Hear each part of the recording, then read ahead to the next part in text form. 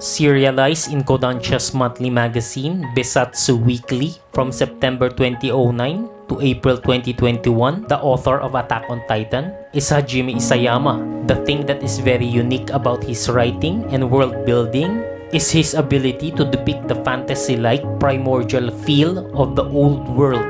A tribalistic world where technology hasn't been fully developed, and we as humans are still cautiously treading the dark.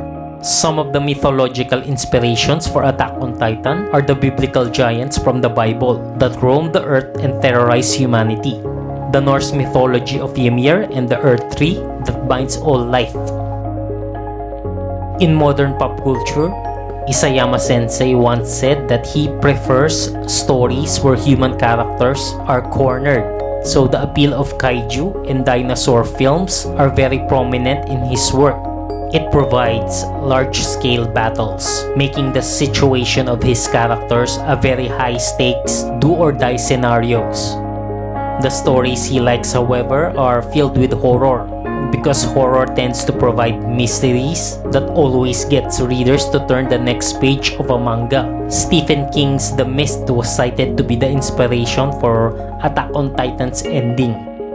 But what really made me a die-hard fan of Attack on Titan is learning Isayama's way of writing a story. Isayama's willingness to write a manga that is allegorical to Japanese history of World War II and Japanese society's rigid hierarchical class culture. Attack on Titan is an allegory of class culture and how tensions innate within it leads to resentment and eventually revolution. It's understandably symbolically why Paradise has 3 great walls. It's to make the people inside it know nothing else of the outside world. For them, this is the only world for humanity, in which the lower class in the underground cities are always foraging and exclusively concerned with only survival, while being heavily bombarded by ideologies made up by those living in the inner walls of Sina with higher cultural standings. Isayama showed how in Erwin Smith's perspective, in his early years of education, how the young is educated enough to think for themselves but comfortably enough to be highly susceptible to propaganda. The middle-class society of the walls is the most important and dangerous section because the schools are the place where one is indoctrinated in a system that will exploit them, where ideology is most powerful. This is how the members of the middle class become the military police, keeping the Eldians in line, all for the bidding of those who languish in hedonism and power. Earlier in Erwin Smith's youth, he asked a question concerning the walls. His father evaded the question, but later told Erwin about the contradicting nature of the walls. Erwin shows where the invisible but real violence inside the walls lie. Erwin Smith realized the corrupted stagnation of the higher-ups. They are not concerned for the well-being of humanity, but for their lavish lifestyles.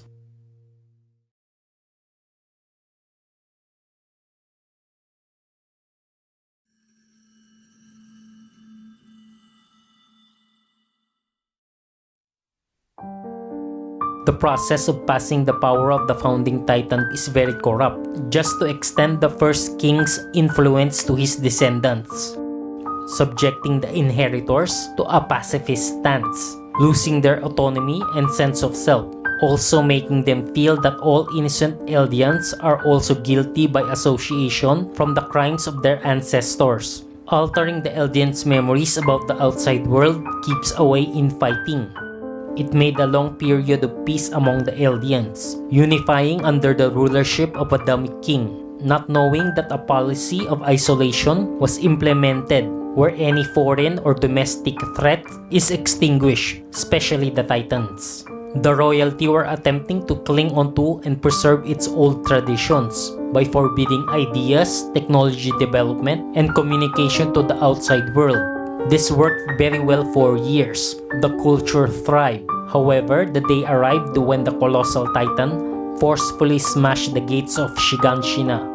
But as Eren and the scouting legion, upon reaching the headquarters of the true king of the walls, Rodriguez, they learned the truth of how the first king manipulated the memories of the Eldian race to shield them from the true reason why the Eldian people have been caged. It's to protect the Eldians from the persecution of the other races that the first King Fritz with his Eldian empire incurred. Rodriguez even had his own personal anti-human army to maintain the status quo and to keep the power of the founding titan. Eren and the Scouting Legion soon realized the false redemption of them rebelling against Rodriguez, because knowing what had truly happened only gave them the burden of inheriting the hate of the world. The Scouting Legion's revolution does not mean salvation. The mistake that King Fritz made by abandoning the rest of the Eldians in Marley, building Paradise, and clinging to the power of the founding titan, while it was beneficial to them for a time, caused the nation to stagnate while other nations were industrializing.